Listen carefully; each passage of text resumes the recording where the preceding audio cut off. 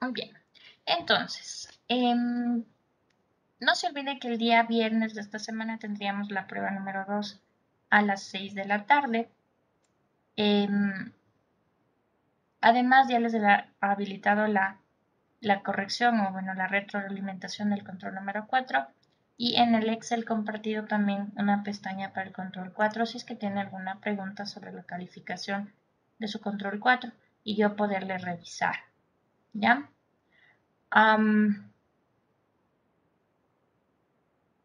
¿Qué más? El siguiente día viernes, que sería el viernes después del feriado 4, tendríamos el examen. El examen va hasta el tema que veamos esta semana, que es propiedades coligativas de solutos no electrolitos. ¿Sí? Tengo un compañero que va a exponer en la pausa activa que es Jordi Mayorga, entonces por favor Jordi, más o menos a las 5, 5 y 10 me haces acuerdo para que puedas exponer. ¿Sí? Eso en cuanto a las indicaciones. ¿Ya? Eso en cuanto a las indicaciones. Ahora, la semana anterior, um,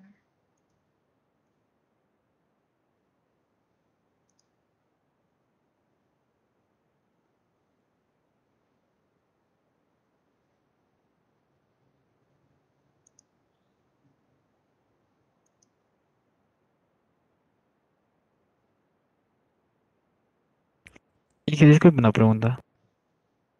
dime, ¿La nota del control 3 está visible? Porque no me aparece a mí. la nota del control 3. Ya lo veo.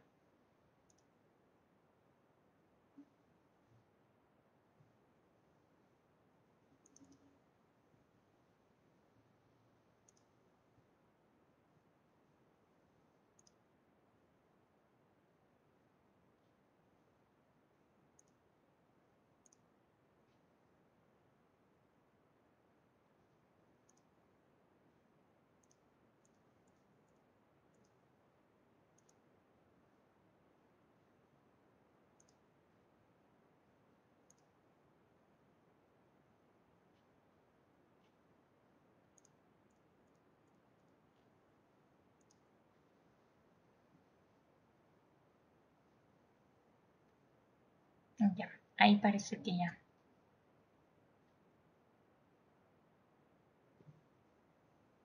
Me... Sí, ya se puede visualizar, Inge, muchas gracias. Muy bien. Entonces, la clase anterior habíamos empezado a hablar sobre las propiedades coligativas. Habíamos ya definido alguna propiedad coligativa, más que nada ya una introducción habíamos hecho, ¿sí? Y les mandé a ver unos videos sobre las propiedades coligativas. No sé si ya hicieron esa actividad, si tienen alguna pregunta o algún comentario sobre esa actividad, por favor.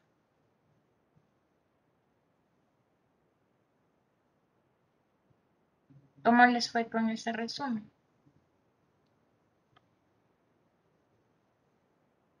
¿Sí? Eso de presión ósmica no estaba tan claro, profe. Presión osmótica. Ya. Exacto. Ajá, esa es la última propiedad coligativa, entonces si no alcanzamos el día de hoy, pues lo veremos el día viernes. ¿Sí? Muy bien, entonces. Con eso, pues vamos a continuar con lo que teníamos de propiedades coligativas. Entonces les había pedido también por si acaso que de la primera parte que era de la presión de vapor para solutos no volátiles, de esta primera parte les pedí que tengan como un formulario para poder hacer los ejercicios. Entonces vamos a hacer el ejercicio. Sí, por favor, saque ya su calculadora, saque su formulario de la primera parte de presión de vapor para solutos no volátiles para hacer el ejercicio. Y por si acaso yo les voy a poner igual aquí las ecuaciones que vamos a necesitar. La presión de vapor de la solución es igual a la fracción molar del disolvente por la presión de vapor del disolvente puro. o la variación de la presión va a ser igual a la fracción molar del soluto por la presión de vapor del disolvente puro. Aquí es igual la variación de la presión, la disminución de la presión, es igual a la presión del disolvente puro menos la presión de vapor de la solución. Esto con nomenclatura soluto disolvente. Usted debe por ahí tener claro que también puedo llamarle componente 1 y componente 2 respectivamente al soluto y al disolvente. ¿Estamos claros ahí? Entonces, vamos a hacer el ejercicio. En el ejercicio dice, calcule la presión de vapor de una disolución preparada al disolver 218 gramos de glucosa de masa molar 180.2 gramos por mol en 460 mililitros de agua a 30 grados centígrados. ¿Cuál es la disminución de la presión de vapor? La presión de vapor del agua pura a 30 grados centígrados es 31,82 milímetros de mercurio. Suponga que la densidad del agua es 1 gramo por mililitro. Entonces vamos a poner nuestros datos primerito para identificar qué son los datos. Vuelva por favor a leer el ejercicio y vaya identificando, por ejemplo, si nos dan cuál es el primero, cuál es el soluto, cuál es el disolvente. Si es que necesitamos, también podríamos encontrar el peso molecular del soluto o nos dan de dato el peso molecular del soluto, el peso molecular del disolvente. Luego, ¿cuáles serían los otros datos que tenemos?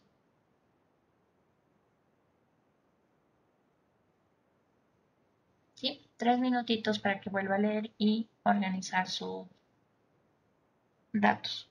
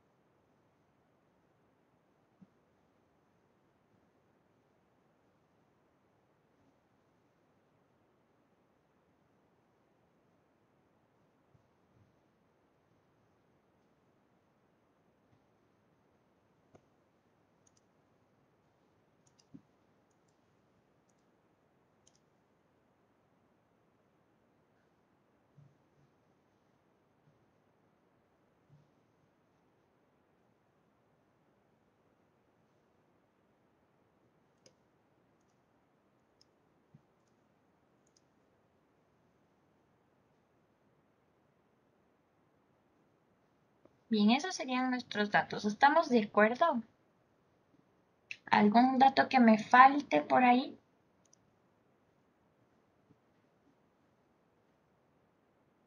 Muy bien. Ahora, como me piden la presión de vapor de la solución, necesito la fracción molar del disolvente porque ya tengo como dato la presión de vapor del disolvente puro. ¿Cómo encontramos la fracción molar del disolvente? Recuerde que la fracción molar es una relación del número de moles del disolvente versus el número de moles totales. Número de moles de soluto más número de moles de disolvente. Ojo que estamos hablando aquí de una solución, entonces ¿cuánto soluto hay en la solución? ¿Cuánto disolvente hay en la solución en moles? Como no tenemos datos de número de moles directamente, sino masa y peso molecular, entonces vamos a poner en función de la masa y el peso molecular. Entonces la masa del soluto sería igual a el número de moles de disolvente sería igual a masa de disolvente sobre peso molecular del disolvente, el número de moles de soluto, masa de soluto sobre el peso molecular del soluto. ¿Sí? Como de aquí tenemos todo, reemplazamos y encontramos la fracción molar. Por si acaso, el peso o la masa del disolvente encontré multiplicando la densidad por el volumen. El volumen y la densidad del disolvente al multiplicarle me da los mismos 460 gramos que tenemos aquí. Pues tendríamos 460 para 18.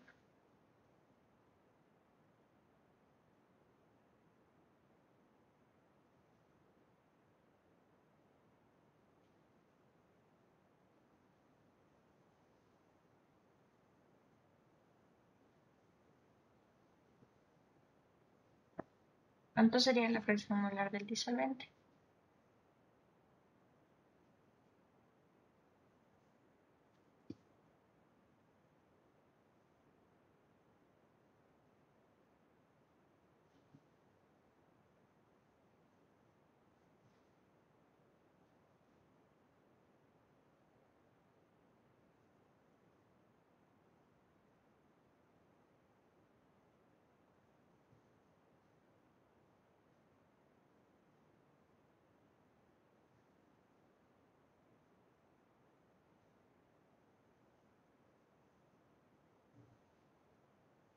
$0,95.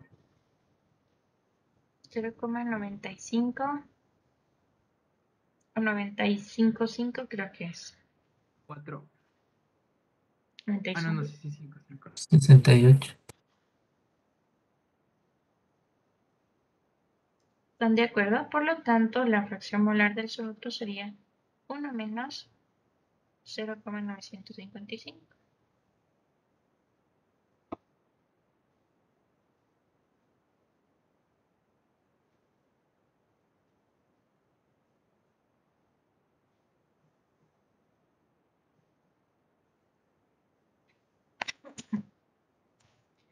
¿Estamos de acuerdo hasta ahí?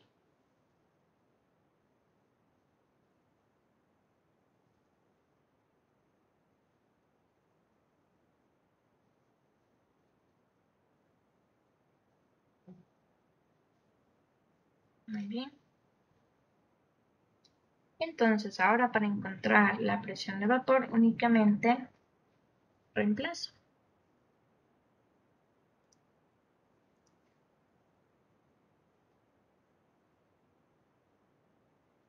Fracción molar del disolvente 0,955.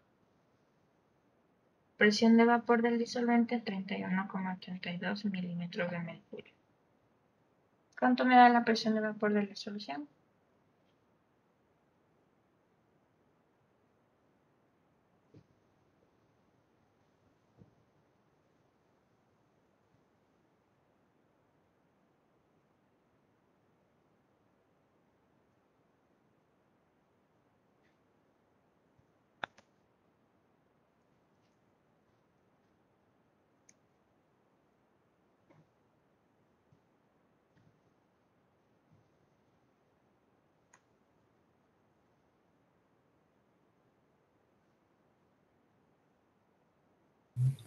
30,39.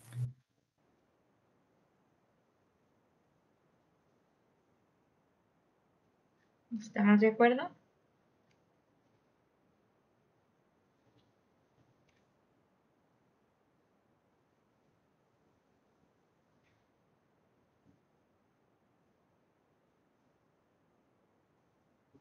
Bien.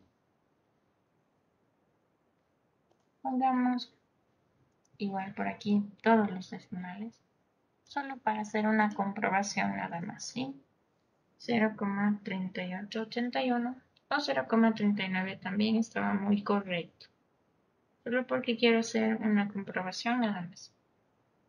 Entonces, esa sería la presión de vapor de la solución.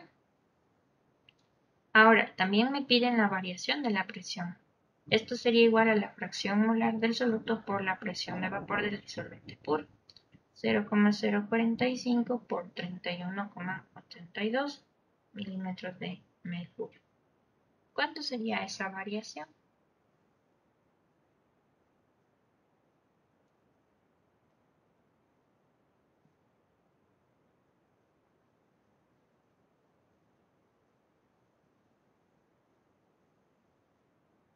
¿Estamos de acuerdo? 1,4319.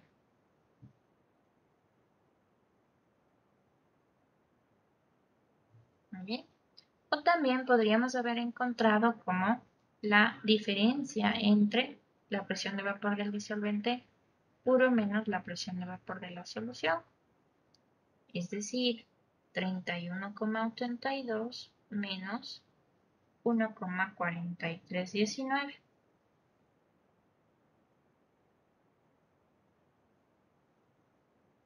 ¿Cuánto me da?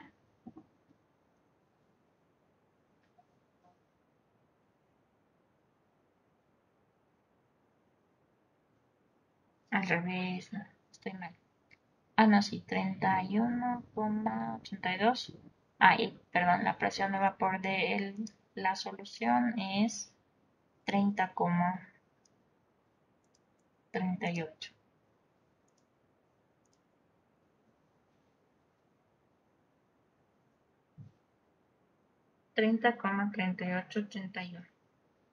En milímetros de mercurio. ¿Cuánto me queda entonces de esta variación?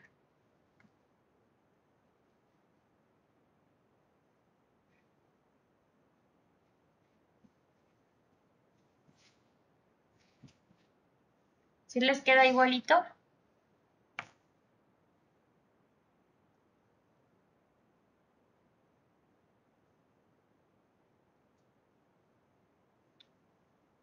Bien, muy bien. Entonces, ¿alguna pregunta? Mire que luego solamente es cuestión de reemplazar en la fórmula nada más. ¿Sí? Muy bien. Entonces, vamos al siguiente ejercicio, chicos.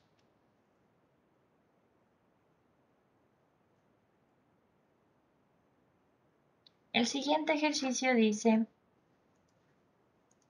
se disuelven 24,63 gramos de glucosa en 150 gramos de agua a 23 grados centígrados. Si la presión de vapor de la solución es 20,73 milímetros de mercurio y la del agua pura es 21,063 milímetros de mercurio, determinar el peso molecular de la glucosa. Miren que ahora me piden determinar el peso molecular de la glucosa. Es decir, que no sabemos cuánto pesa la glucosa, cuál es el peso molecular de la glucosa. Eso es lo que me piden encontrar, por si acaso.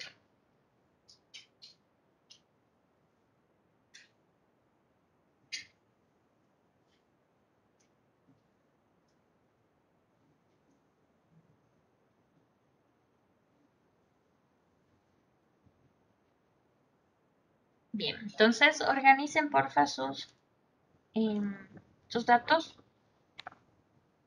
Identifiquen qué nomás tenemos de datos y ya vemos cómo podemos resolver.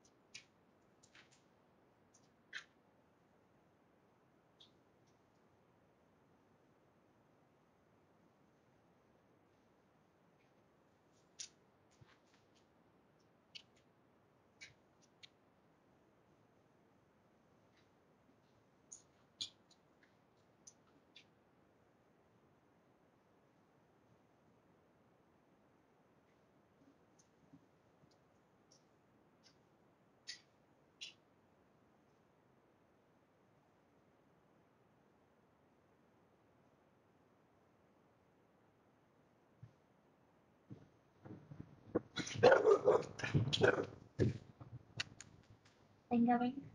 Uy,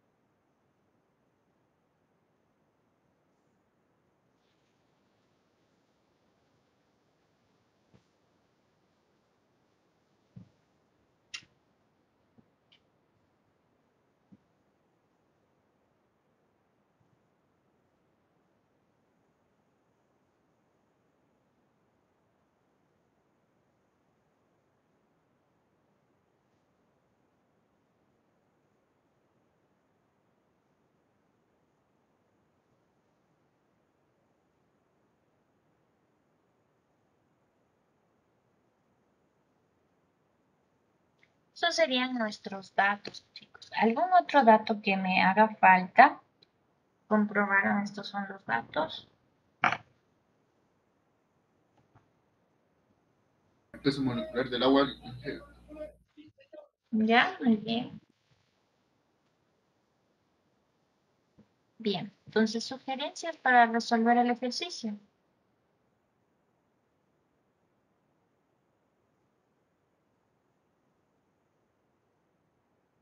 Con la fórmula de la variación de la presión, de que dice la presión del disolvente puro menos la presión de vapor de la solución.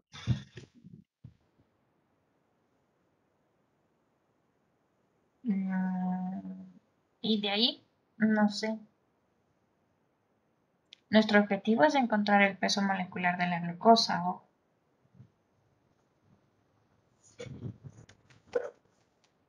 Sí, dije, de ahí con este dato y con la presión del disolvente puro ya podemos sacar la fracción molar del soluto. Ya, es una opción. Me parece larga la opción, pero es una opción. ¿Alguien más?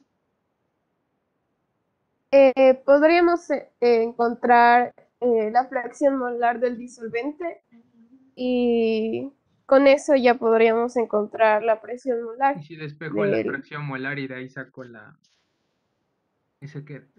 masa sobre el peso molecular. Y como tengo la masa del solvente y el peso molecular del agua, entonces ahí solo despejaríamos ya el peso molecular de la glucosa. Sí, como dijo su compañera y su compañero, entonces podemos ocupar la primera ecuación despejando la fracción molar del disolvente, porque ya tenemos los datos tanto de la presión de vapor de la solución, que sería 20,73, como de la presión de vapor del disolvente puro a la misma temperatura, 23 grados centígrados. Con eso ya tendríamos entonces la fracción molar del disolvente. ¿Cuánto les queda?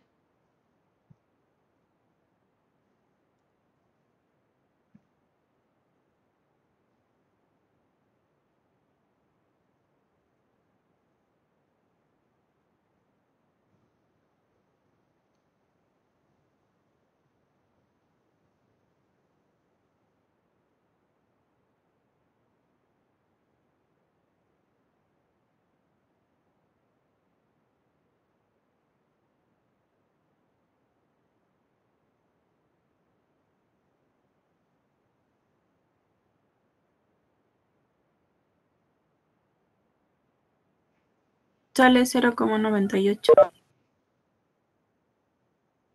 Ya, muy bien, 0,98. Pongámosle 98. Sí, está bien, 98, 4, 98. Ahora bien, sabemos que la fracción molar podemos encontrarla como relación de la masa del disolvente sobre el peso molecular del disolvente, sobre la masa del disolvente, peso molecular del disolvente, más la masa del soluto sobre el peso molecular del soluto. Este peso molecular del soluto es el que no conocemos. Lo demás podemos reemplazar, ¿no es cierto? Tendríamos 24,63 sobre el disolvente. 150 sobre 18, que es la masa del disolvente y el peso molecular del disolvente. Sobre 150 sobre 18 y más 24,63, que es la masa del soluto sobre el peso molecular del soluto, que es lo que desconocemos. Y esta fracción molar ya encontramos arriba con la propiedad coligativa, 0,984. Entonces de aquí la única incógnita de nuestra segunda ecuación, de esta ecuación, sería el peso molecular del soluto.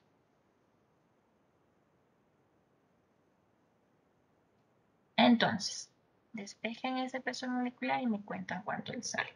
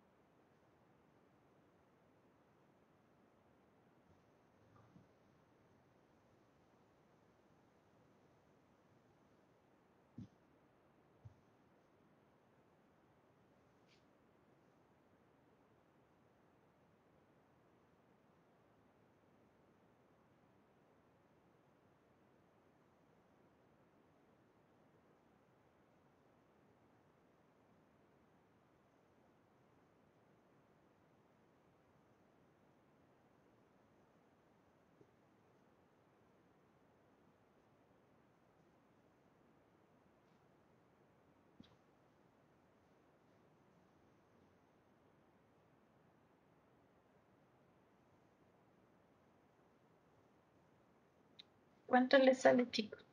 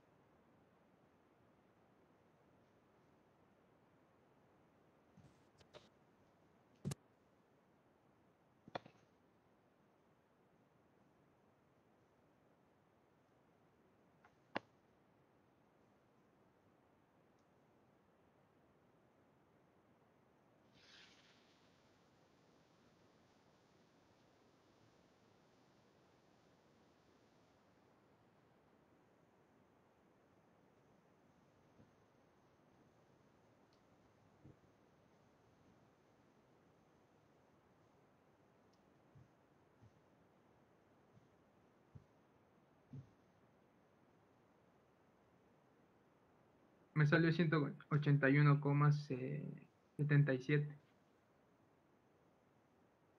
181,77. 182. Sí, Ya, está bien.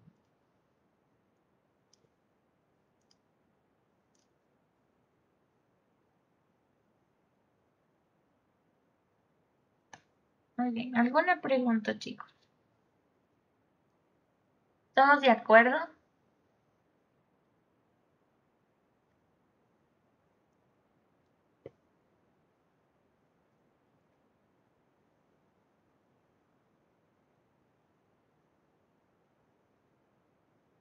Muy bien. Entonces, esta sería mi primera propiedad coligativa. Vamos con esta misma propiedad coligativa, pero para solutos no volátiles. Perdón, para solutos volátiles. Entonces, Para solutos volátiles tenemos es el caso número 2. En ese le vamos a llamar soluto A y soluto componente A y componente B, perdón. Y vamos a analizar igual que lo hicimos la anterior clase. Primero, a una temperatura dada, el equilibrio dinámico de únicamente el componente B, el componente A. Entonces, en el equilibrio dinámico se igualan la velocidad de condensación y evaporación y se tiene una presión de vapor del componente cuando está puro. En este caso, la presión de vapor de A cuando está puro sería la que representamos en este cuadradito. ¿Qué pasa cuando colocamos soluto en el disolvente? Y además este soluto es volátil. Algunas de las partículas del soluto empiezan también a volatilizarse y ser parte de la mezcla gaseosa en equilibrio con el líquido. Entonces vamos a tener tanto la presión de vapor del componente A como la presión de vapor del componente B. Recuerde, aquí tendríamos dos fases, fase gaseosa y una fase líquida.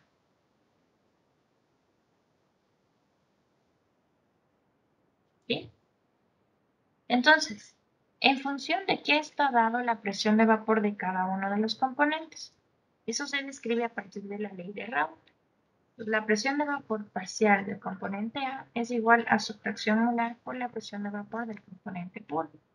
La presión parcial de B va a ser igual a su fracción molar por la presión parcial del componente puro. Ojo, esta fracción molar es la fracción molar de A y B en la solución, es decir, en la fase líquida. Es decir, en fase líquida tendremos el componente A y el componente B con su fracción molar XA y XB respectivamente. Entonces, la presión de vapor de los componentes depende de la fracción molar de cada uno de ellos y de su presión de vapor. Claro, ahora en fase gaseosa también tendríamos componente A y componente B, que no son iguales, solamente coincidirían en un caso muy puntual, la fracción molar de A y la fracción molar YB, que son fracciones molares en fase gaseosa, solamente coincidirían con la de las fases líquidas como un caso muy especial, no son iguales. Y habíamos representado, mire, XA y XB para la fracción molar en fase líquida y YA y YB para la fracción molar en fase gaseosa. Pero las presiones parciales de los componentes A y B dependen de la fracción molar de A y B en solución, es decir, de la fase líquida. Y para encontrar la presión total, ocupamos la ley de Dalton, la ley de las presiones parciales, que dice la presión total o la presión de vapor de la solución sería igual a la suma de las fracciones de las presiones parciales, PA más PB. Esto sería la presión de vapor de la solución o la presión total de la solución. ¿Sí? Del lado derecho tenemos un gráfico que nos muestra. Este tipo de gráficos nos ayuda a hacer una separación de componentes, a separar los componentes de una mezcla líquida, de por ejemplo benceno y tolueno. En función de cuánto sería la composición de benceno en la solución, podemos tener una presión parcial de cada componente. Por ejemplo, si el componente benceno está como en una fracción de 0 a 2, la presión parcial del benceno sería esta, la presión parcial del tolueno sería esta y la presión total sería esta. Este tipo de gráficos me ayuda a obtener directamente las presiones parciales de cada componente y su presión total, lo que ayuda a la separación de los componentes. ¿Sí? Ahora bien, vamos a hacer un pequeño resumen de las fórmulas que tenemos aquí para que esto no se pierda. ¿Sí? Entonces aquí estamos en la presión de vapor para solutos no electrolitos, pero para el soluto volátil. Recuerda entonces que tenemos primero un equilibrio dinámico en donde tenemos una mezcla líquida. de los componentes A y B, en donde cada uno tendrá su fracción molar en fase líquida de A y de B. Y también tenemos entonces en fase gaseosa también una componente de A y de B. Cada uno de estos componentes A y B estarán ejerciendo la presión parcial de A y la presión parcial de B. ¿Ya? Entonces, para encontrar la presión parcial de A y la presión parcial de B, utilizamos la ley de Raoult, que dice que la presión parcial de A es igual a la presión molar de A por la presión de vapor del componente puro, y la presión parcial de B es igual a su fracción molar por la presión de vapor del componente puro. Con esto, entonces, la presión total o presión de vapor de la solución sería igual a la suma de las presiones parciales, PA más PB. Ahora bien, recordando lo que sabíamos de gases acerca de la fracción molar de gases, también habíamos escrito cuando estudiamos los gases que era una relación en moles de la fase gaseosa, sí, una relación en volúmenes parciales también, pero también además de presiones parciales. Entonces la presión parcial de A era igual, la fracción molar de A era igual a la presión parcial de A sobre la presión total. La fracción molar de B lo mismo, la presión parcial de B sobre la presión total. Entonces con esto, miren, podríamos encontrar también otra ecuación para encontrar las presiones parciales si es que tenemos la fracción molar en fase gaseosa y la presión total. La presión parcial de A sería esta y la presión parcial de B sería esta. Y en función de estas ecuaciones podríamos igual reemplazar una en otra, y si tenemos los datos correspondientes a una, utilizar esa ecuación, etc. ¿Sí? Pues, pero estas serían las ecuaciones más importantes. Ojo también, ¿no?, que como son fracciones molares, también la fracción de molar de A más la fracción molar de B va a 1 en fase líquida y también en fase gaseosa, ¿no? También fracción molar de A más fracción molar de B también es igual a 1.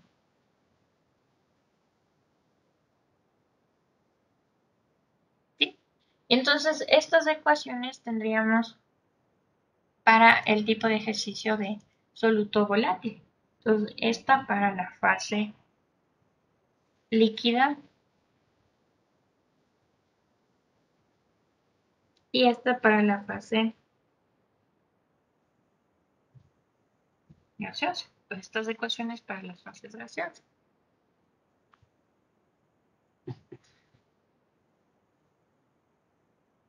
Muy bien. Entonces estas ecuaciones tendrían que tener por ahí en su formulario y me avisan cuando ya podamos seguir a hacer el ejercicio.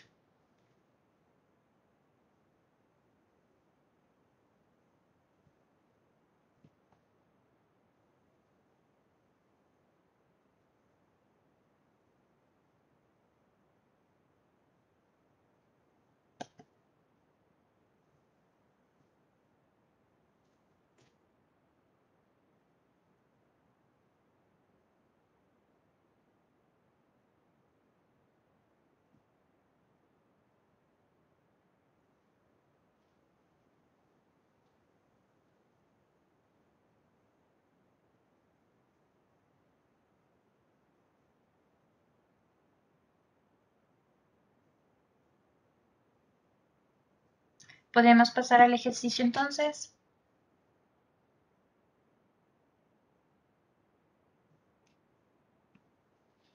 Bien, vamos al siguiente entonces. Dice, a 50 grados centígrados la presión de vapor del benceno es a 271 milímetros de mercurio y la del tolueno es 92.6 milímetros de mercurio.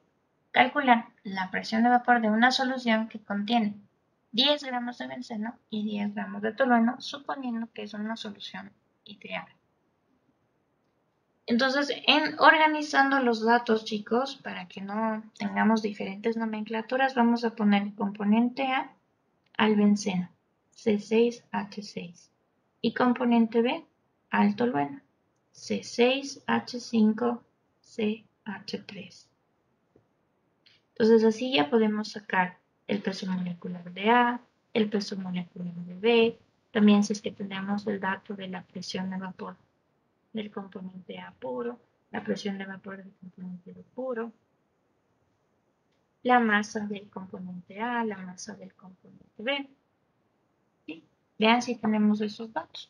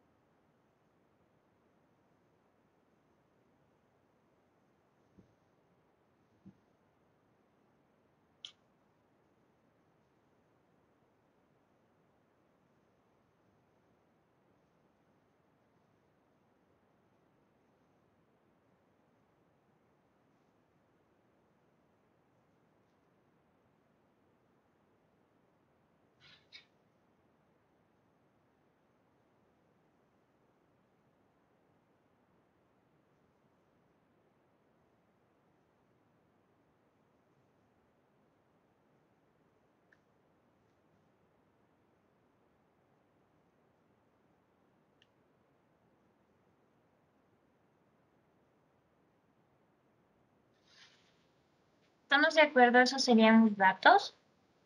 ¿Tenemos algún otro dato más por ahí que me falte?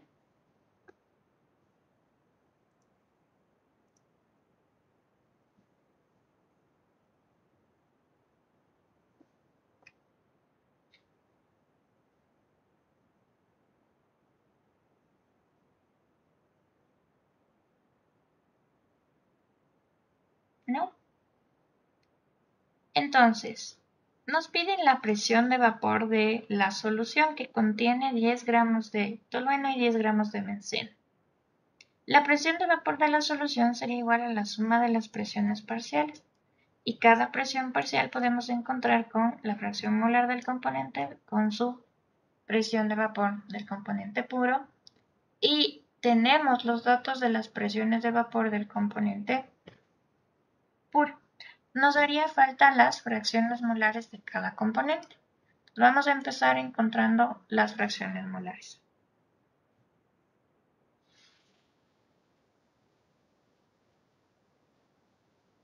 Entonces la fracción molar de A sería igual. No tengo moles y no tengo masa, entonces voy a encontrar masa de A sobre peso molecular de A y sobre masa de A sobre peso molecular de A más masa de B sobre peso molecular de B. Y de aquí pues tengo todos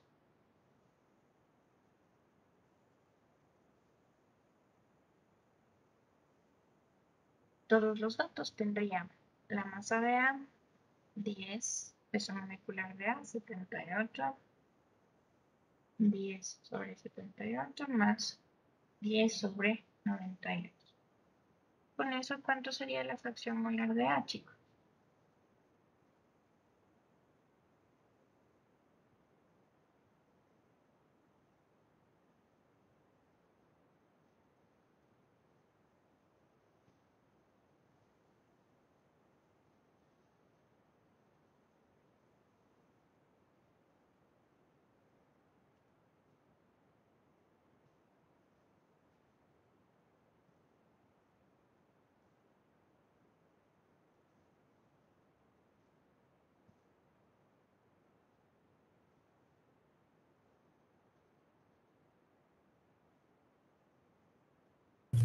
Sale 0,03. ¿Seguro?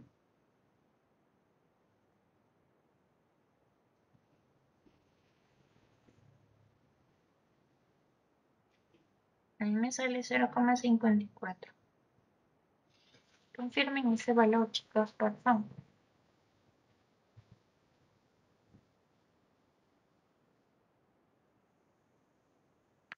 Sí me salió 0,54. 0,54. Y la fracción molar de B sería 1 menos 0,54, es decir, 0,46. Ya tenemos entonces las fracciones molares de cada componente. Pues ahora podemos encontrar la presión parcial de A. Multiplicando la fracción molar de A por la presión de vapor de A. Ojo, no, esto fue a una misma temperatura, a 50 grados centígrados. Por si acaso, chicos, las presiones de vapor de los componentes vienen en tablas, vienen tabuladas. Entonces, a una temperatura le corresponde una presión de vapor. En este caso, al benceno 271 y al tolueno 92,6. Entonces, ¿cómo se hace esto? Pues se tiene el componente completamente puro y se va aumentando la temperatura y se mide la presión. Entonces, dependiendo de la temperatura, se obtiene una presión de vapor. Entonces, esta sería la presión de parcial de A y la presión parcial de B igual. Reemplazamos los datos.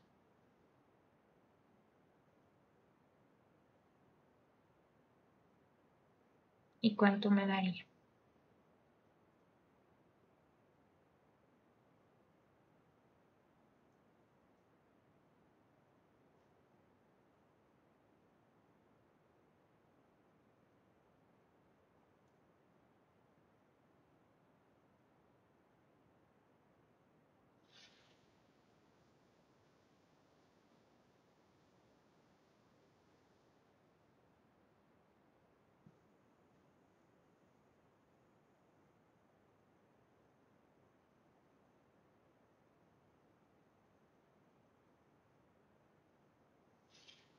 Confirmen estos valores, chicos.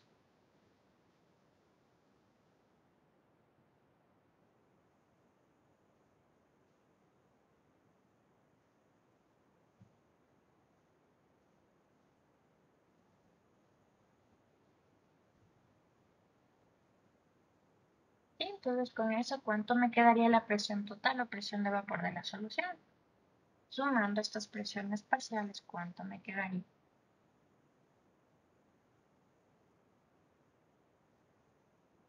$188,94.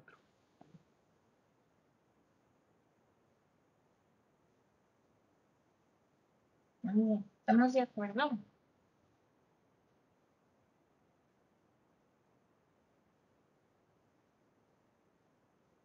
Bien, entonces, ¿qué estaríamos determinando en este momento, chicos? Miren, en un sistema cerrado, en equilibrio dinámico, en el cual se tiene una solución que tiene un componente A y un componente B, es decir, en nuestro caso, benceno y tolueno. ¿En qué proporción? En la disolución, en la fase líquida, en una proporción XA y XB de lo que tenemos aquí de 0,54 y 0,46 respectivamente.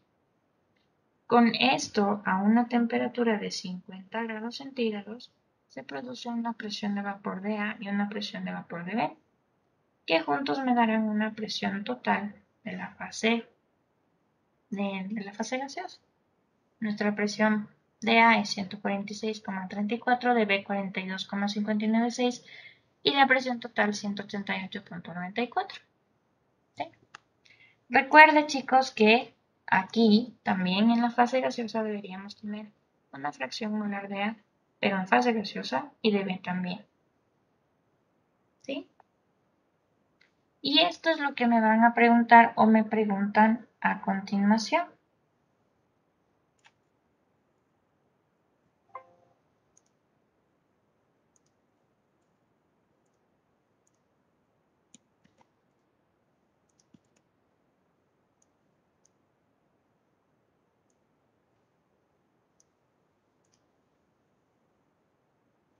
A continuación me dicen del mismo ejercicio, me dicen calcular las fracciones molares de los compuestos en fase gaseosa en equilibrio con el líquido.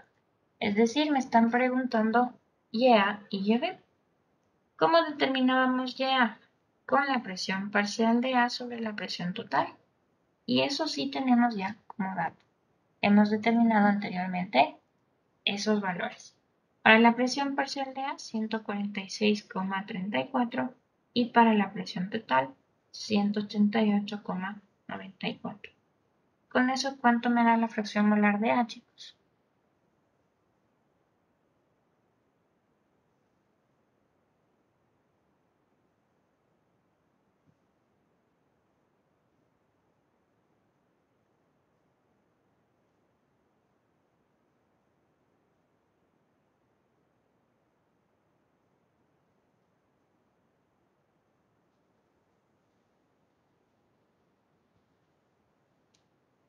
Cero setenta y siete.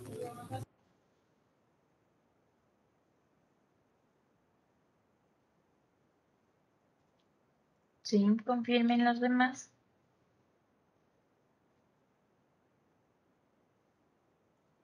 $0.775. Y entonces la fracción molar de B sería 1 menos 0,775.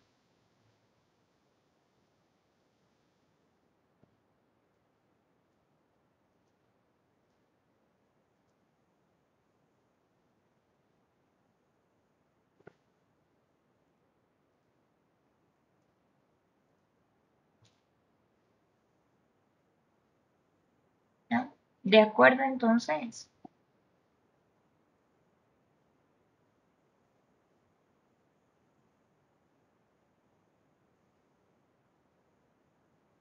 Preguntas hasta ahí, chicos. Preguntas.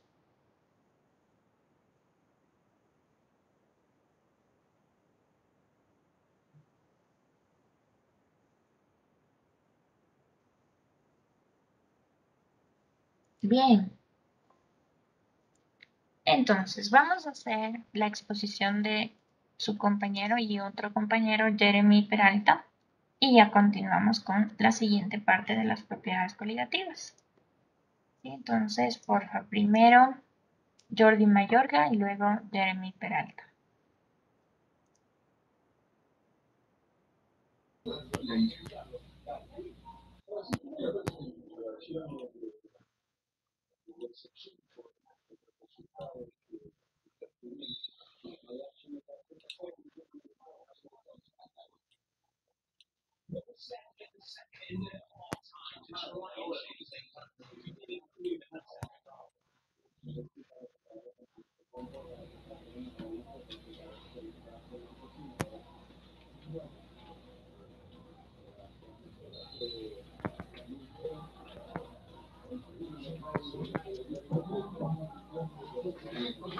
Ya dije.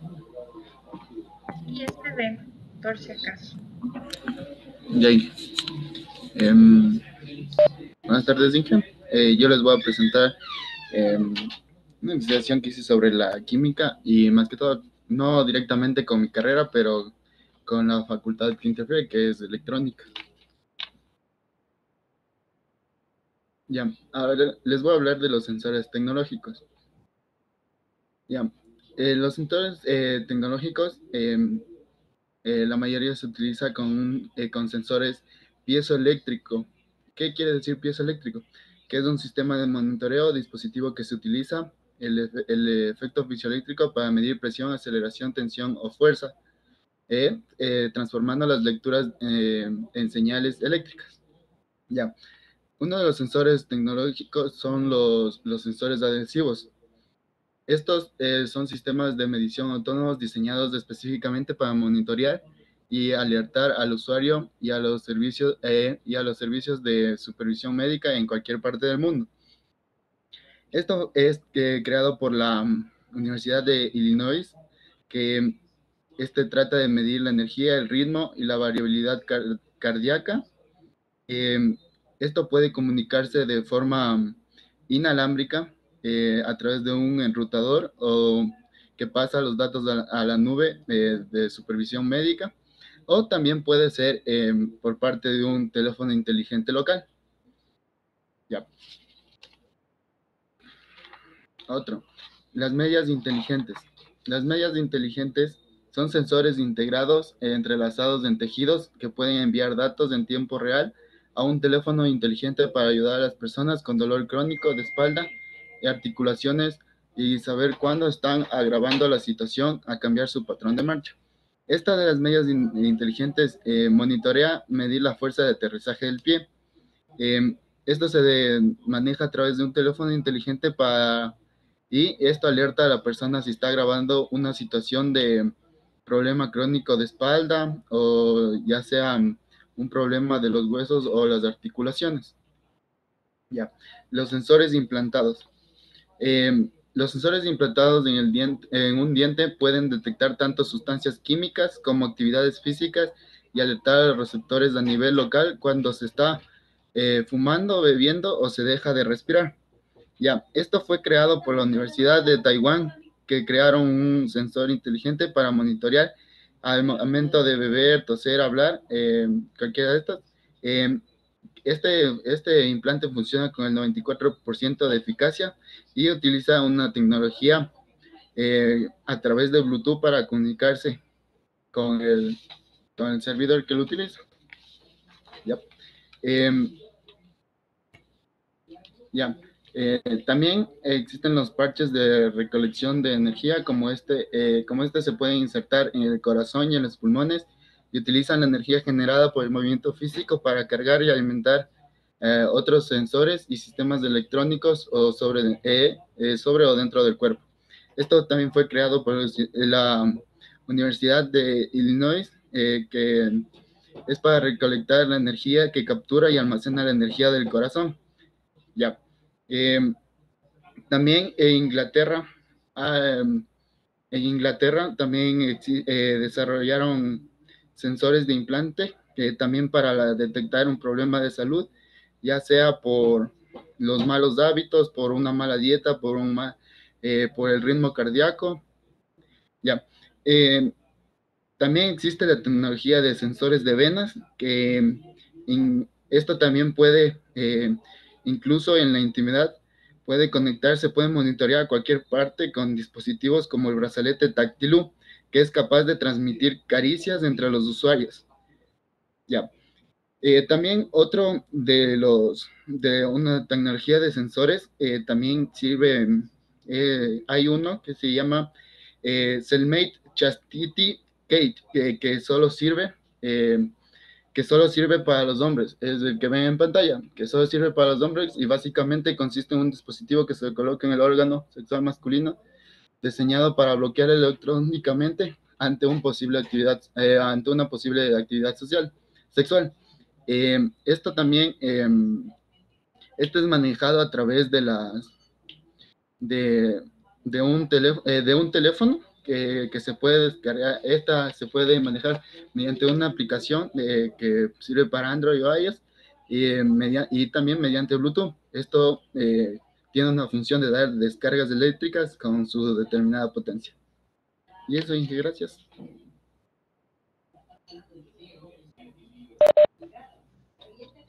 Ya.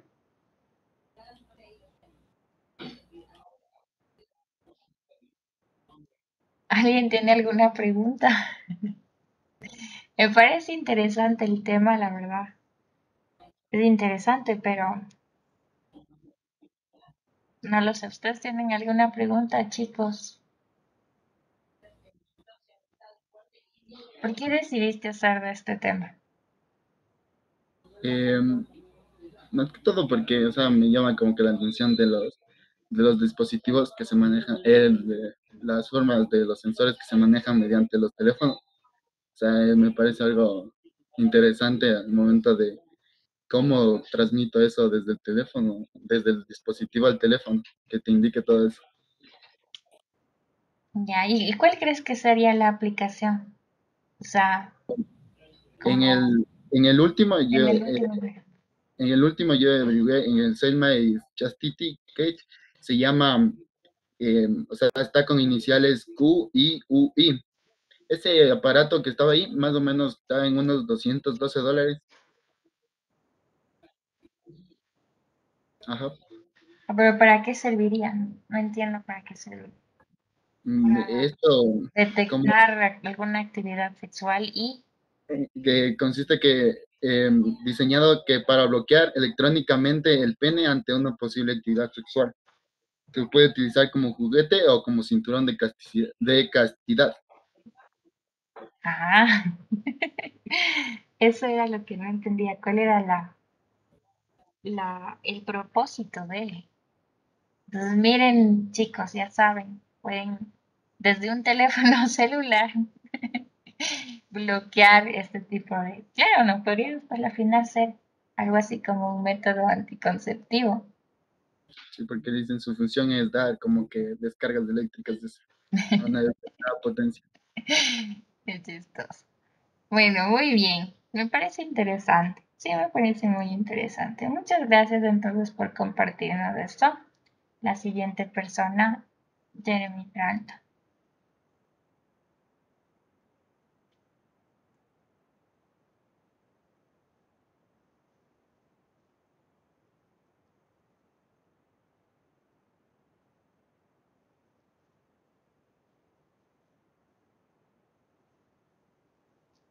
Jeremy, por si acaso no se te escucha, ¿no?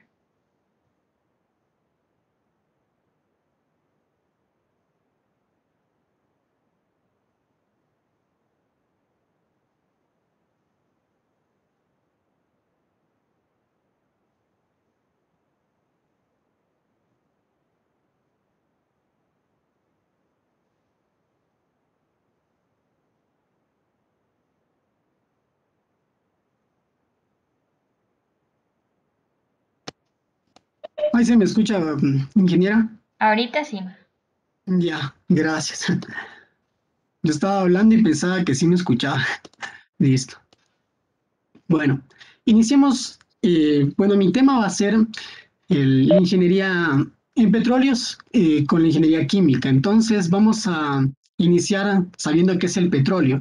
Hay varias teorías sobre el origen del petróleo. De todas ellas, la más aceptada es que el petróleo se formó al descomponerse a enormes presiones y elevadas temperaturas. Las plantas y animales que poblaron la Tierra hace 550 millones de años quedaron sepultadas bajo el suelo.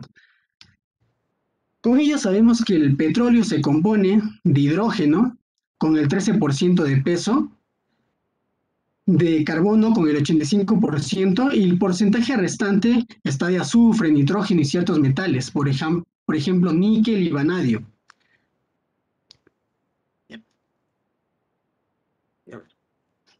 El petróleo está compuesto de hidrocarburos que son de naturaleza orgánica, formados por átomos de carbono e hidrógeno, cada uno con una cadena carbonada y peso molecular diferente. De hecho, para que el petróleo sea útil, es necesario separar estas diferentes fracciones de hidrocarburos a través de un proceso de refinación, que se basa en la diferencia de los puntos de ebullición que posee cada una de estas sustancias. Este proceso se denomina destilación fraccionada. Bueno, esto comienza cuando el crudo se separa y es calentado hasta que se convierte en vapor. Entonces es bombeado a la base de la torre de destilación. Esta torre está formada por bandejas horizontales y dispuesta unas sobre las otras, con temperaturas diferentes. Las temperaturas de las bandejas inferiores son las más elevadas que las temperaturas de las bandejas superiores. El vapor se eleva como una tetera que hierve. Cuando se enfría, las moléculas de este se acercan, hecho que posibilita que la sustancia de menor punto de ebullición se condense. Así, el aceite lubricante, que está constituido por moléculas de más de 17 átomos de carbono, es la fracción menos volátil y necesita temperaturas superiores a 305 grados centígrados para hervir. Vamos con el diésel, que es utilizado como combustible en camiones. Posee de 13 a 17 átomos de carbono por moléculas, hirviendo en una franja de temperaturas más baja, de entre 235 a 305 grados. Enseguida tenemos al queroseno, que es usado como combustible en aviones. Posee de 11 a 12 átomos de carbono y este hierve entre 175 grados centígrados a 305. Y la gasolina, usada como combustible en automóviles, constituida por moléculas de 5 a 10 átomos de carbono y su franja de ebullición de 40 a 175 grados centígrados. Bueno, finalmente tenemos que de todo este proceso obtenemos un residuo de destilación. Bueno, un residuo de destilación que está constituido por moléculas con más de 38 átomos de carbono y hierve aquí más de 500 grados centígrados. Es usado para la fabricación de asfaltos, pavimentos y, bueno, todo lo que tiene que ver con carreteras. De esta manera concluimos que los hidrocarburos compuestos por 1 a 4 átomos de carbono son gaseosos. Los que contienen de 5 a 20 son líquidos y los de más de 20 son sólidos a temperatura ambiente. Muchas gracias.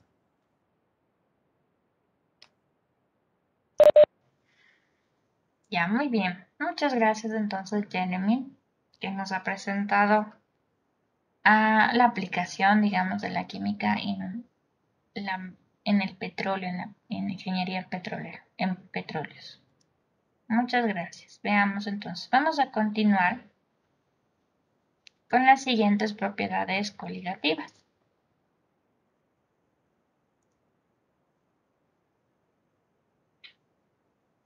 Bien, estamos listos entonces para continuar con las siguientes propiedades coligativas.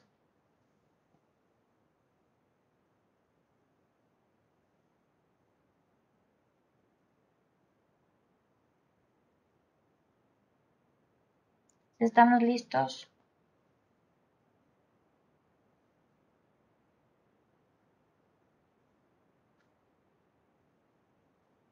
Muy bien, entonces las siguientes propiedades coligativas es la elevación del punto de ebullición y la disminución del punto de congelación. He utilizado el mismo gráfico para que expliquemos ambas propiedades. ¿Por qué?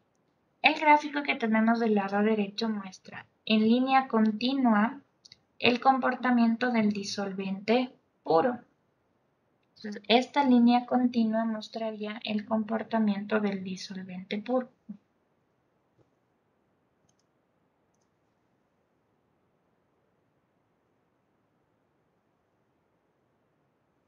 ¿Sí? Y la línea punteada me muestra el comportamiento en cambio de la solución. Es decir, añadiendo un soluto al disolvente. Solución. ¿Ya? Entonces, en función de esto, miren, ¿dónde encontramos la temperatura de ebullición? La temperatura de ebullición de un líquido o de una sustancia, pues lo encontramos en la curva de equilibrio líquido-vapor, que es la que estaría yo marcando para el disolvente puro en morado.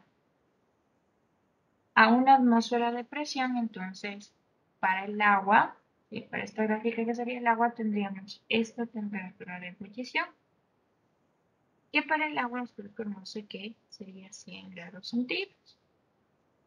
Entonces, por efecto ahora de las partículas de disolvente, de soluto en el disolvente, se va a crear este efecto que vieron en el video,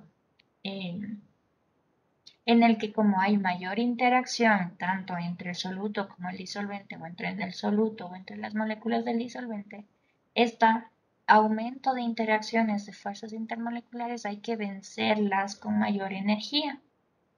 Por lo tanto, entonces, mírenla, para la misma presión de una atmósfera, la temperatura de ebullición es una mayor. Esta temperatura de ebullición de la solución sería una mayor. Por acción, entonces, de las fuerzas extras que se generan por la interacción soluto-disolvente. Esta diferencia de temperaturas es el incremento de la temperatura de ebullición. ¿Cómo vamos a determinar ese incremento? Entonces ese incremento delta T de ebullición es igual a la temperatura de ebullición de la solución. Tb es la temperatura de ebullición. de la solución menos la temperatura de ebullición del disolvente puro. Esto sería la temperatura de ebullición del disolvente puro.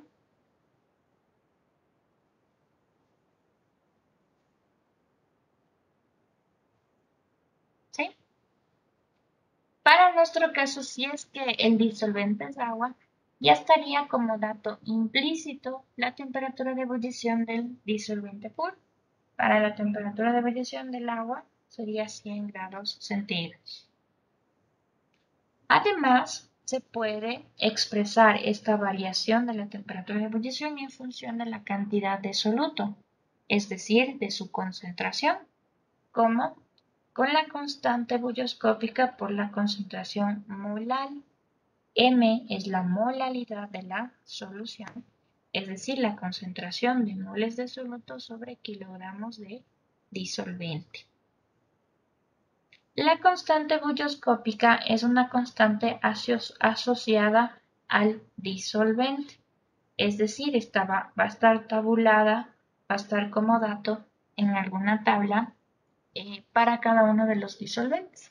Ya les voy a presentar a continuación una tabla en donde están estas constantes. ¿Sí?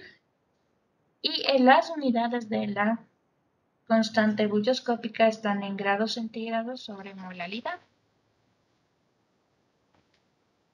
Muy bien.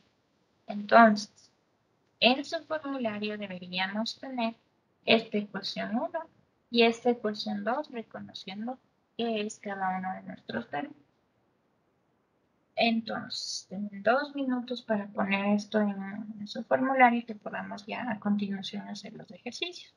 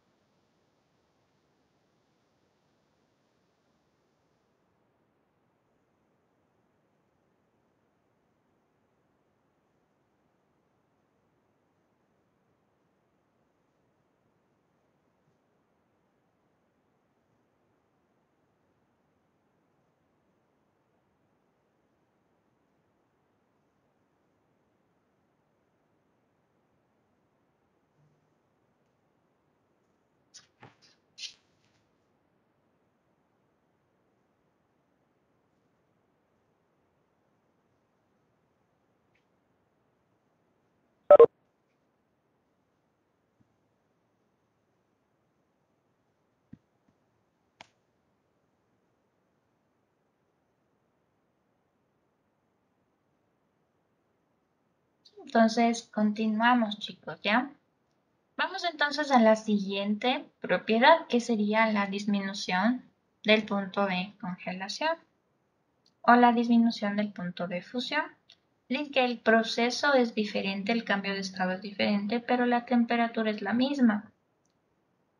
Entonces, nuevamente, para nosotros, a la línea continua sería el comportamiento del disolvente puro, y la línea discontinua sería el comportamiento de la solución.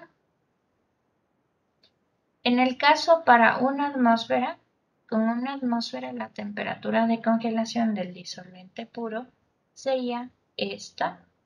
Si nuestro disolvente es agua, tendríamos como dato ya implícito, porque la temperatura de congelación del agua es 0 grados centígrados. Y por añadir el soluto en el disolvente y crear la solución, entonces, como habíamos escuchado en el video, al aumentar una cantidad de partículas extra en el disolvente, se crea una mayor cantidad de desorden, de entropía, que para llegar al orden necesario para el estado sólido, recuerde que el estado sólido es uno de los más ordenados, donde se necesita que las partículas lleguen a un orden bastante definido como para formar el sólido. Entonces, si aumentamos la entropía, vamos a necesitar que con una menor temperatura se pueda llegar a una entropía más baja para llegar al estado sólido. Entonces, pues, ¿qué significa una temperatura más baja? Que necesitemos entonces llegar a un mayor descenso de entropía. En nuestro caso, esta sería la temperatura de congelación de la disolución, una cantidad menor que la del agua pura o del disolvente puro. Y esta sería la variación de la temperatura de fusión o la disminución de la temperatura de fusión o congelación. ¿Cómo encontramos esta disminución en el punto de fusión o congelación? Delta TF va a ser igual a la temperatura de fusión del disolvente puro. Miren que temperatura de fusión, esto sería la temperatura de fusión o congelación del disolvente puro menos la temperatura de congelación de la solución o de fusión de la solución.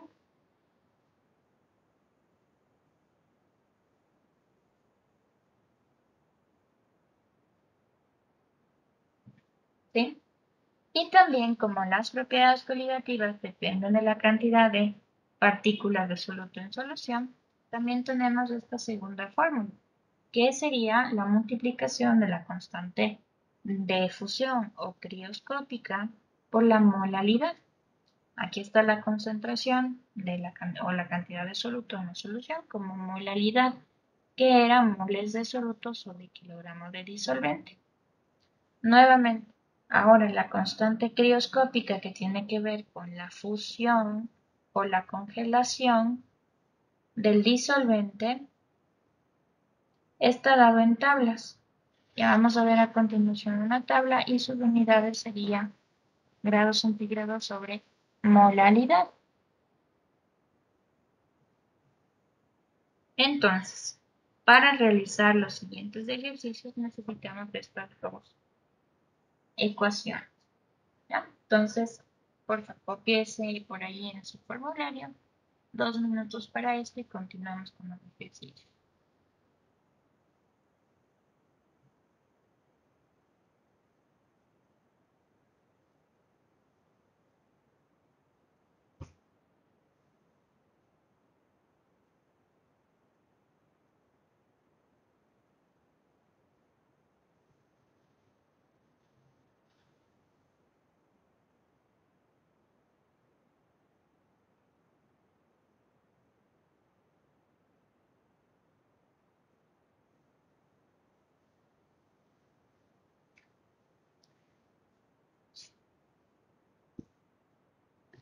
Continuamos entonces. ¿Sí? Entonces vamos a continuación a ver la tabla. Miren, tenemos aquí la tabla de las constantes crioscópicas y ebullioscópicas de algunos disolventes. En la tabla también nos dan el punto de congelación normal y el punto de fusión normal, para que tengamos como dato igual para el disolvente. Por ejemplo, en el agua dice, mire, el punto de congelación normal 0 grados centígrados y su constante crioscópica o de fusión 1,86 grados centígrados sobre modalidad. Y la temperatura de ebullición normal del agua 100 grados centígrados y su constante ebullioscópica 0,52 grados centígrados sobre molalidad. Tenemos también de algunos otros compuestos, de algunos otros disolventes, benceno, etanol, ácido acético, ciclohexano, etc. Cada uno tiene su propia constante ebullioscópica y crioscópica. Estos serían, ojo, para los disolventes, ¿sí? Para el disolvente. Muy bien. Entonces con eso vamos a continuar a los ejercicios. Vamos a realizar este ejercicio. Dice, calcular el punto de ebullición y el punto de congelación de una solución acuosa de urea. Nos dan la fórmula de la urea y nos dicen que el porcentaje en peso es del 6%. ¿Sí? Y además también de datos nos están dando la constante ebullioscópica Ke, o como lo nombramos anteriormente, Kb, y la constante crioscópica o Kf, como lo mencionamos en la diapositiva anterior. Aquí sería Kc, lo mismo que Kf. Constante crioscópica o constante de fusión. O constante ebullioscópica arriba como K o como Kb. Nos dan los datos. ¿Sí? Entonces tendríamos aquí. Definimos. Nuestro soluto va a ser la urea, que sería CONH2, la urea.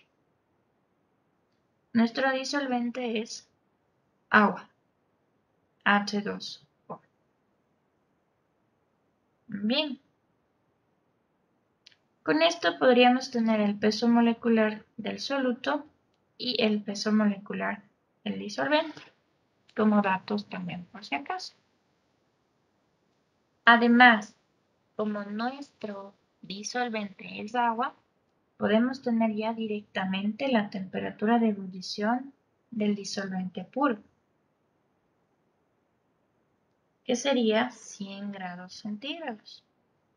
Y la temperatura de congelación del disolvente puro, que es 0 grados centígrados. Esto implícitamente porque el disolvente es agua. ¿Sí?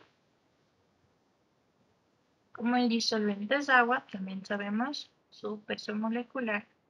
Y el peso molecular de la urea me ayudan con ese dato.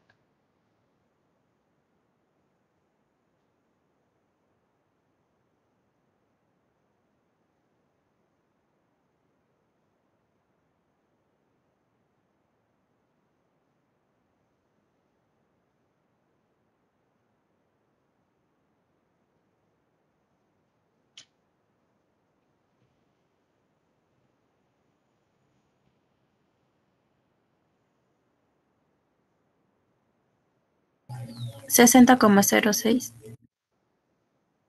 Ya, muchas gracias, 60,06. Y además nos dan un dato de la concentración de soluto. Nos dicen la concentración del soluto es 6% en peso. Muy bien. Entonces, para encontrar la temperatura de ebullición, entonces nos acordamos que la variación de la temperatura de ebullición es igual a la temperatura de ebullición de la solución menos la temperatura de ebullición del disolvente puro. Y esto es igual también, o puede ser igual también a la constante ebullioscópica por la molalidad.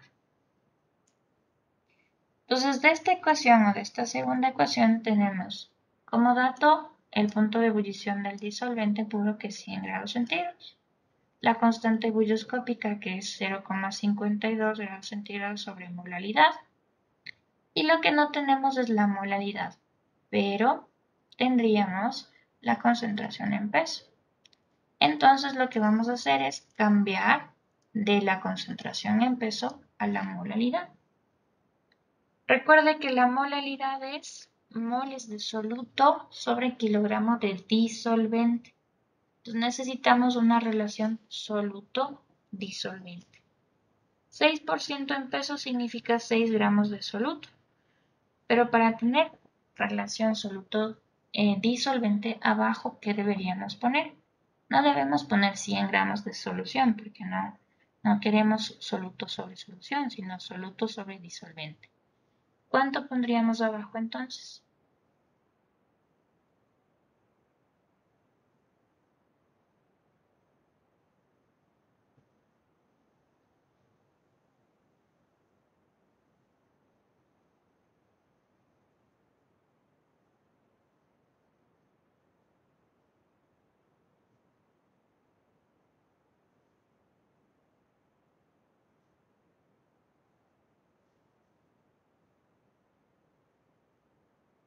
¿Qué significaría 6% en peso? 6% en peso significa que por cada 100 gramos de solución, si este es 6% en peso, diríamos que por cada 100 gramos de solución tendríamos 6 gramos de soluto. ¿Y cuántos gramos de disolvente?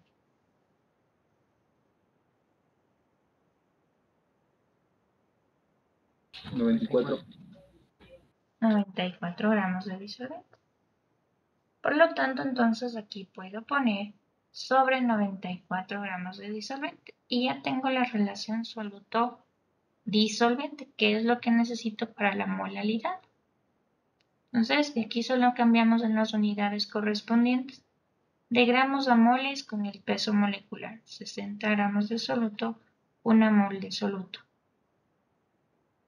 Y de gramos a kilogramos con la conversión 1000 gramos de disolvente, 1 kilogramo de disolvente. Y ya tenemos en unidades de molaridad. ¿Cuánto me da la molaridad?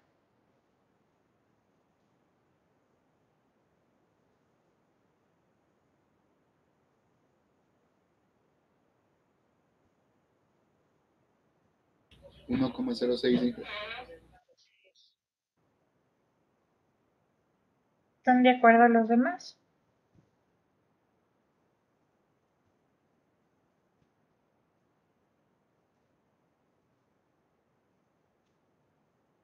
¿Estamos de acuerdo?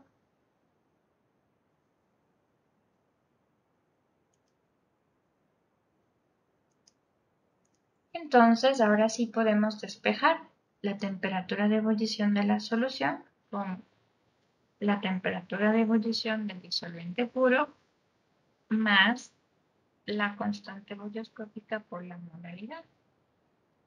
Reemplazamos estos valores.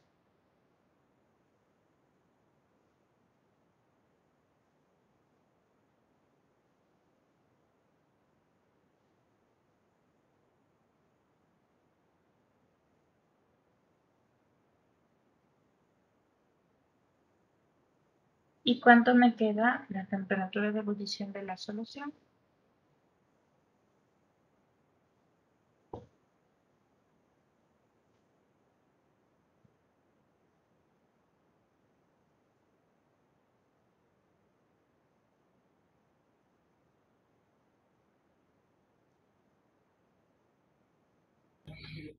$100,55.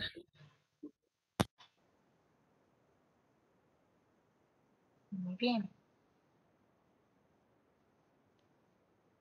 Vamos a la temperatura de congelación.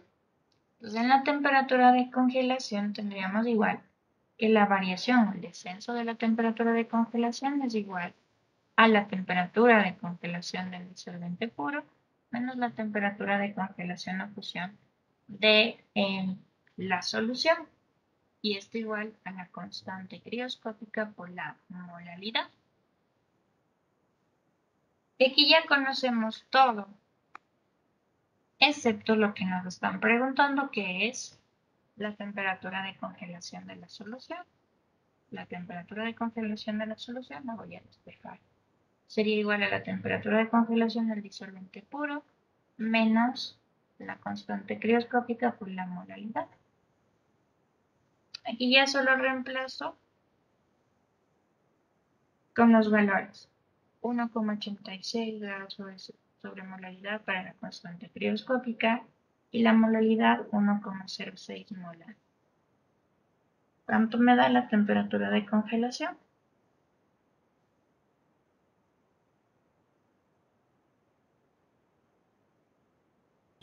Menos 1,97.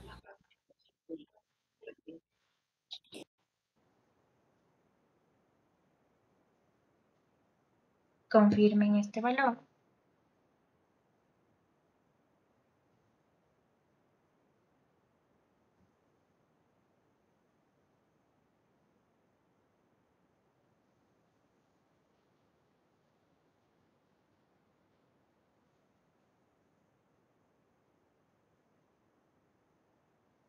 ¿Ya? Entonces, miren, la temperatura de congelación del disolvente puro es 0 grados centígrados. pero añadiéndole una cantidad de soluto disminuye hasta menos 1,97 grados centígrados. La temperatura de ebullición del agua es 100 grados centígrados, pero añadiendo una cantidad de soluto entonces llega hasta 100,55 grados centígrados. ¿Sí? ¿Alguna pregunta hasta aquí, chicos?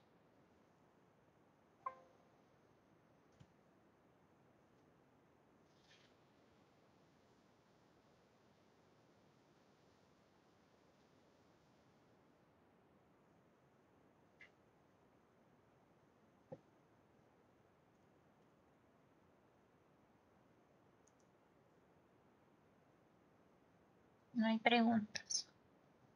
Entonces, la siguiente parte que nos toca a nosotros es la propiedad coligativa de la presión osmótica. Entonces, en su aula virtual, tenemos la segunda parte con otras diapositivas. Vamos igual a descargarnos para poder empezar con esta segunda parte. En estas diapositivas tenemos al principio un resumen de las propiedades coligativas. Puede usted copiarlo como resumen o los que usted tiene ya como en su formulario, estaría muy bien también. Y hablaríamos sobre lo que sería la presión osmótica. Para hablar de la presión osmótica, vamos a hablar primero de lo que podemos usar como membrana semipermeable. Entonces, algunos materiales de uso común como el celofán o estructuras más complejas como las membranas celulares son semipermeables, es decir, cuando entran en contacto con disoluciones permiten el paso de ciertos entes químicos y de otros no. Eso es una membrana semipermeable, una membrana que selecciona que pase o no pase uno de los componentes.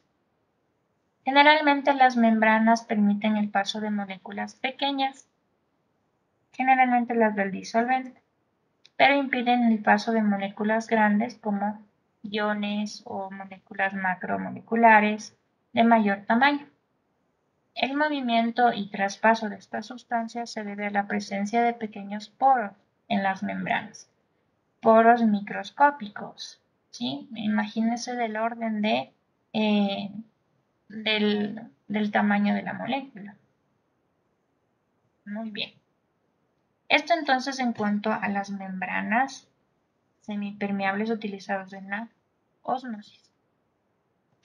Ahora, para ver qué es la presión osmótica, primero tenemos que definir qué es la ósmosis. Entonces, la ósmosis es el paso selectivo de moléculas de disolvente a través de una membrana porosa o semipermeable, desde una disolución diluida o solvente puro hacia una de mayor concentración. Este proceso es un proceso natural, chicos. La ósmosis se da naturalmente, porque si colocamos una membrana semipermeable que separa una solución con una cantidad grande de soluto y una solución con una cantidad pequeña de soluto o el disolvente puro, siempre tiende, para llegar al equilibrio, siempre se tiende a igualar las concentraciones de las soluciones. Para igualar la concentración de la solución, tiene que haber un paso de disolvente hacia la solución con mayor concentración, porque si aumentamos el disolvente, la concentración va disminuyendo hasta igualar a la concentración de la solución. O eso es lo que se llegaría a tratar de hacer en función de un mayor tiempo, de un gran tiempo, que se igualen las concentraciones de las soluciones de los dos lados de la membrana semipermeable. Entonces, el paso del disolvente a través de la membrana semipermeable genera que se gane una columna de una altura hidrostática, una columna del fluido o de la solución o del disolvente. Esta altura o esta diferencia de alturas representa una presión. A esta presión se le llama como presión osmótica. ¿sí? Entonces, la ósmosis es un proceso natural.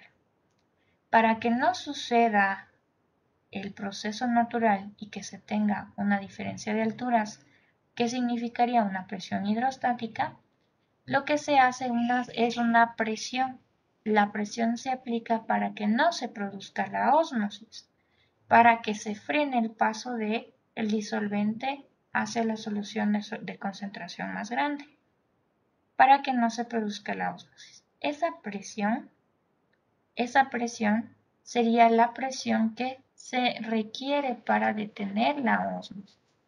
Y esa presión sería igual a la presión hidrostática de la columna de solución que se ha añadido por el paso del disolvente puro a través de la membrana.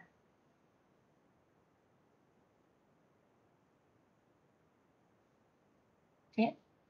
Igual que cualquier otra propiedad coligativa, la presión osmótica pi es proporcional a la cantidad de soluto que se tiene. ¿Cómo? ¿Cuál es la proporción o cuál es la fórmula de la presión osmótica? La presión osmótica está dada por la ecuación de Van Hoff y se expresa como la presión osmótica es igual a la molaridad de la solución, aquí está la concentración de la solución, por R y por T. R la constante de los gases, T la temperatura en Kelvin. ¿Sí?